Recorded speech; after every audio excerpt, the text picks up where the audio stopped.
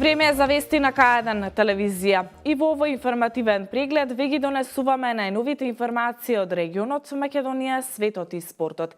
Се враќаме веднаш по трите настани на денот. Изборната вечер во Свети Николе, хорор за семејството Цветановски. Продолжуваат протестите на лозарите пред винарската визба по Вардари од Неготино. Во Центарот за јавно здравје Велес пристигна вакцината против сезонски грип. Од утре граѓаните веќе можат да ја примаат вакцината.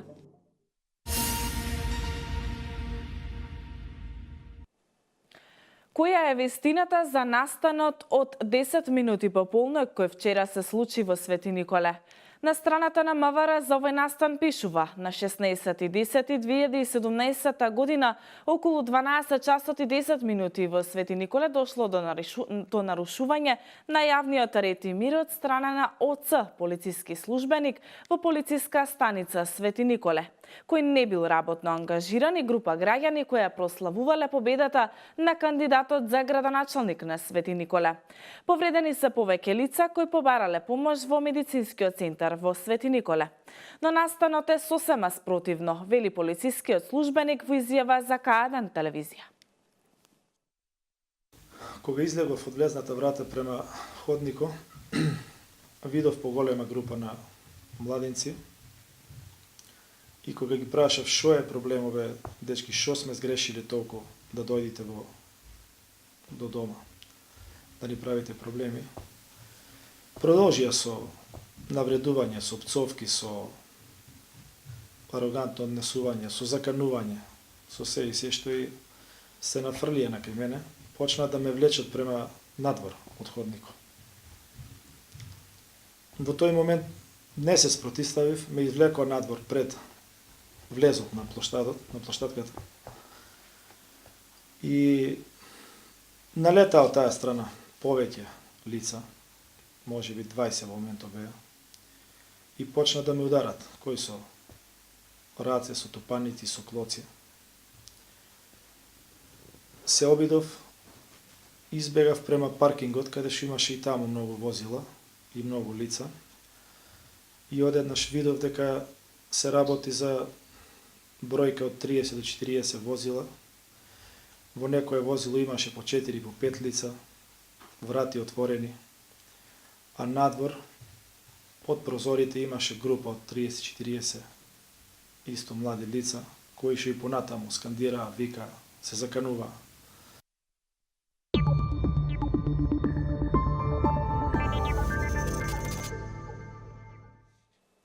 Кандидатот за градоначалник на Кавадарци на коалицијата предводена од СДСМ Бетјан Китев им се заблагодари на кавадарчани за поддршката во првиот круг и повика на поголема излезност и поддршка во вториот круг. Истовремено информираше дека од листата на советници во Советот ќе бидат 9 представници од СДСМ и коалицијата. Кандидатот за градоначалник на СДСМ Бетјан Китев на пресконференција се заблагодари за поддршката од кавадарчани во првиот изборен круг. Китев рече дека после 11 години Македонија гласаше слободно на фери демократски избори, преку кои јасно се стави до знаење волјата и желбата на мнозинството на македонскиот народ, а тоа е промена на власта на локално ниво, и рече дека тој тренд ќе го крунисаат со победа во Кавадарци. Сосема јасно и мојата концепција и она што ќе го правиме следните 14 дена, ќе оди во таа насока, заедно со владата, заедно со поддршка од премиерот Заев, да се обидиме да реализираме дополнителни напори, да ги убедиме сите оние наши сограѓани кои што во првиот изборен круг не го остварија своето гласачко право, и да им кажеме на граѓаните дека трендот во Република Македонија, кој што почна секаде низ Македонија со промена на локалната самоуправа, треба да продолжи да заврши и тука во Кавадарци.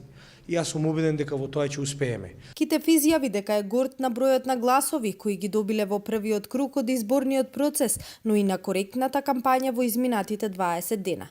Тој рече дека жали што немало телевизиско соочување и го повика кандидатот на ВМРО ДПМН на неколку телевизиски дебати, бидејќи, како што нагласи, тие се дел од демократскиот спектар во секое политичко милје.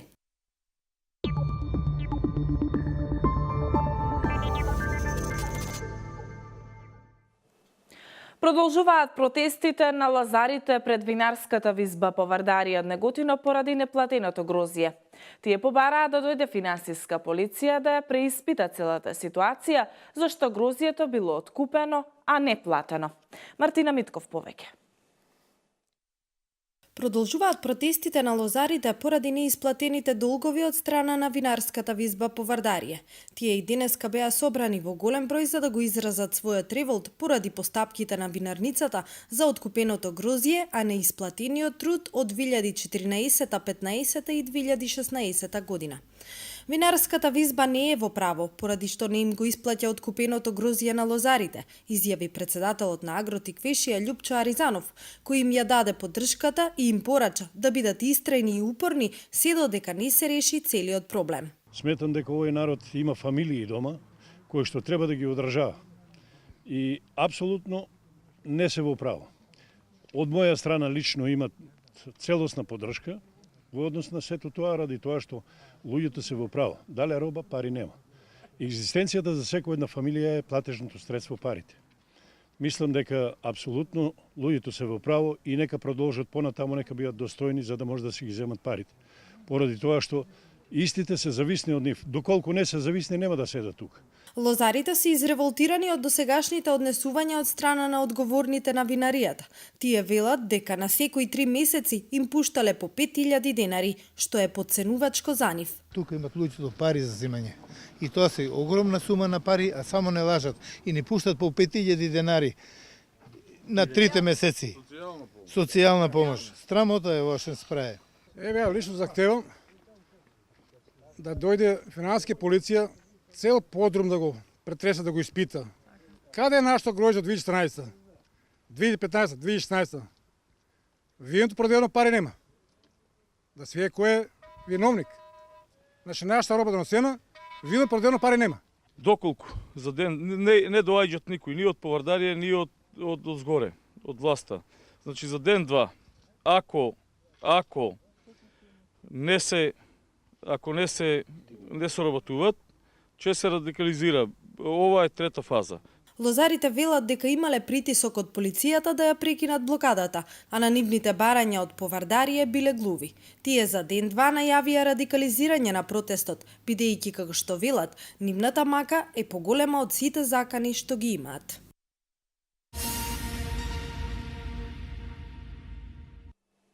Тројца велешани се здобија со кривични пријави од страна на СВР Велес поради постоење основи на сомнение за сторени кривични дела, бесправно градење, употреба на исправа со невистините содржина и несовесно работење во службата.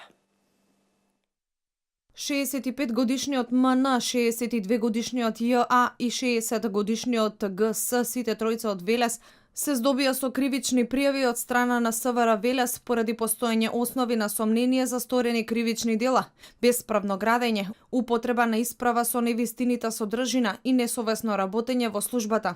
МН и ЈА од март до мај 2013 година без одобрение за градење бесправно изградиле градежен објект во местото викано Костурница во Велес. И за тој објект на 12.3.2013 година кај нотар завериле изјава дека е изграден пред влегување во сила на Законот за бесправно изградени градежни објекти. Потоа тие изјави ги употребиле за легализација на бесправно изграден градежен објект на почетокот на 2016 година до општина Велес. На 14.3.2013 година трето пријавениот во својства на градежен инспектор при општина Велес заедно со инспекцијската служба при управата за заштита на културното наследство при Министерството за култура и покрај тоа што присуствувал на увид кога било утврдено дека на лице место на означената парцела било започнато извршување на градежни работи, не извршил должен инспекцијски надзор и идентификување на градителот се до 21.5.2013 година, кога со инспекцијски надзор утврдил дека на означената парцела веќе бил изграден градежниот објект.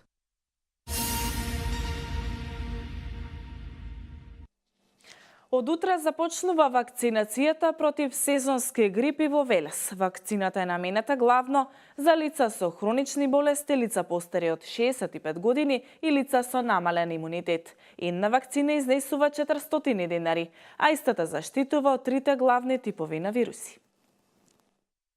Во Центарот за јавно здравје во Велес пристигна вакцината против сезонски грип.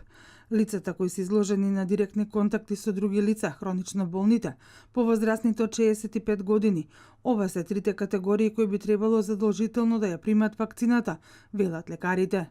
Набавената количина на вакцини во Центарот за јавно здравје во Велес е извршена врз база на искуството од потрошувачката во претходните години. 3000 вакцини против сезонски грип и тоа распределени се во Велес 800 вакцини, во Кавадарци 790, во Неготино 390, во Свети Николе 390, во Гевгелија 400 и за потребите на специјалниот завод во Демир Капија 230 вакцини.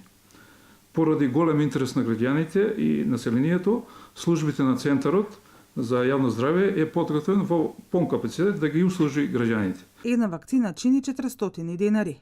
Истата заштитува од трите главни типови на вируси. Пожелно е сите лица кои што сакаат да бидат вакцинирани и кои што редовно се вакцинираат, што поскоро да дојдат да ги вакцинираме, затоа што е потребно околу 2 до 3 недели за да се развие солиден имунитет против грипот. Особено, можда и повеќе време ќе треба кај имунокомпрометирани лица кои боледуваат од некои други хронични заболувања, така да е пожелно што побрзо да дојдат да примат вакцината. Вакцината има ефект од 1 година. Доктор Трајкова вели дека досега на подрачјето на кое што делува Центарот за јавно здравје нема евидентирано случај на заболен со грип.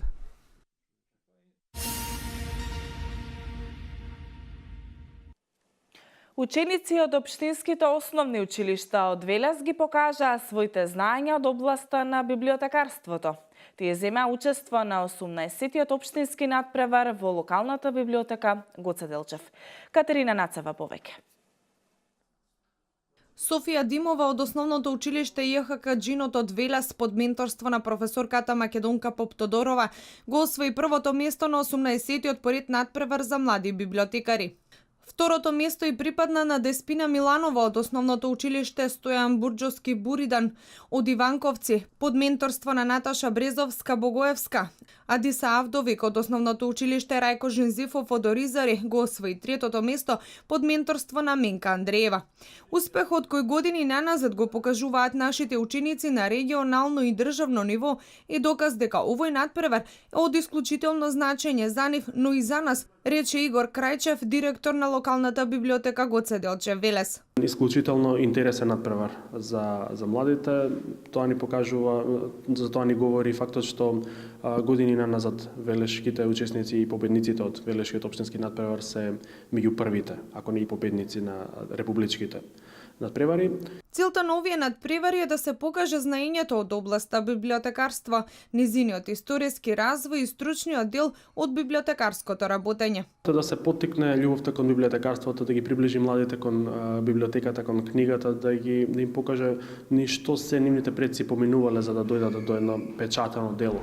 На некој начин затоа што преку библиотекарството се учи практично историјата на книжевност, историјата на книгата, историјата на печатарството, на библиотекарството како една наука која што представува систематизација на книгата, низина обработка и низина каталогизација за полесно премарување. Првонаградената ученичка ќе учествува на регионалниот надпревар млади библиотекари, кој годинава ќе се одржува во Струга.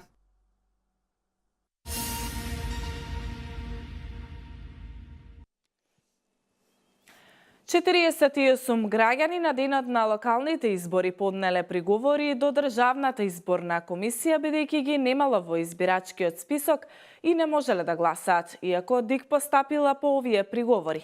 Граѓаните нема да можат да гласаат ниту во вториот круг од локалните избори, имајќи предвид дека избирачкиот список е веќе заклучен. Еден гласач се жалел дека го немало во изводот од избирачкиот список, а го имало при електронската проверка преку веб алатката на ДИК. Приговори до ДИК од политичките партии и групи граѓани за првиот круг од локалните избори до предпладнево не се пристигнати, информираат од комисијата. Вообичаено тие се поднесуваат пред истекот на рокот во случајов до 19, односно до 24 часот денеска. Вестите од Македонија. Во рок од 48 часа по завршувањето на гласањето, односно објавувањето на првичните резултати, секој поднесител на листа на кандидати во постапка за гласање, сумирање и утврдување на резултати од гласање може да поднесе приговор до Државната изборна комисија. Денеска до 24 часот трае рокот за поднесување приговори и тужби во однос на локалните избори што се одржаа во неделата. Откако ќе се постапи по приговорите, ќе бидат познати и конечните резултати за првиот круг гласање. Државната изборна комисија е должна да реши по приговорот во рок од 48 часа по приемот. Точен број каде изборите завршиле во прв круг можеме да соопштиме кога резултатите ќе станат конечни, односно кога ќе заврши постапката за одлучување по приговори и тужби. Поднесителите на листи имаат право и на судска заштита, односно да поднесат тужба до управниот суд. Откако ќе заврши целата таа постапка, можеме да ги објавиме конечните резултати и тогаш ќе имаме точна представа во колку избирачки места изборите завршиле во прв круг, а во колку општини ќе има втор круг. Истакна председателот на Државната изборна комисија Александар Чичаковски. Против одлуката на ДИК може да се поднесе тужба до Уставниот суд во рок од 24 часа од приемот на решението. Управниот суд на Република Македонија пак по жалбата е должен да донесе одлука во рок од 48 часа по незиниот прием.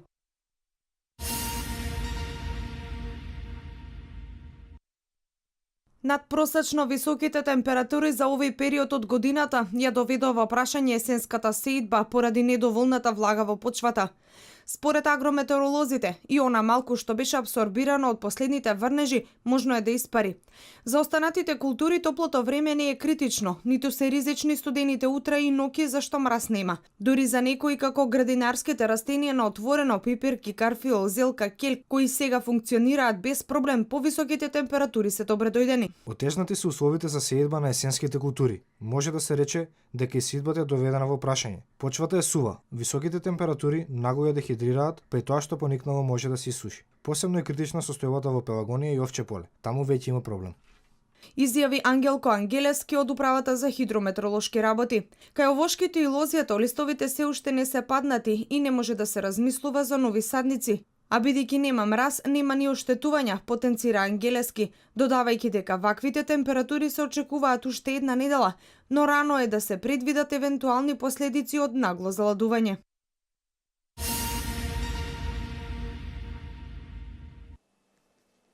Португалија е во 3-дневна национална жалост поради жртвите во големите шумски пожари во кои загинаа најмалку 36 луѓе. Околу 3600 пожарникари се обидуваат да ги совладаат 15-тите се уште активни пожари во централните и северните делови на државата.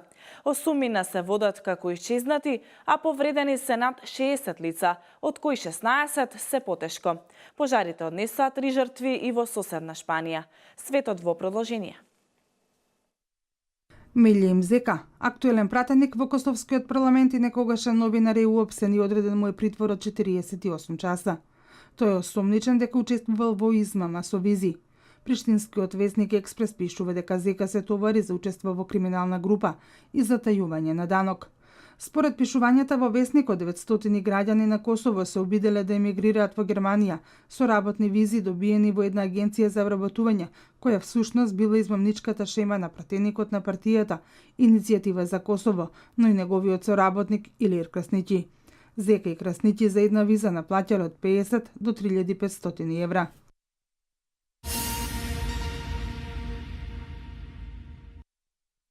Североисточниот регион Ардахан е блокиран, јавува CNN Турк. Интензивните врнежи од снег почнале вчера околу пладне, пренесува медиумот, додавајќи дека во вечерните часови регионот бил зафатен и со силен ветер. Снежната бура ја ограничи видливоста по патиштата и предизвика прекин на сообраќајот во повеќе делови на регионот. Температурата во текот на ноќта паднала до -4 степени Целзиусови.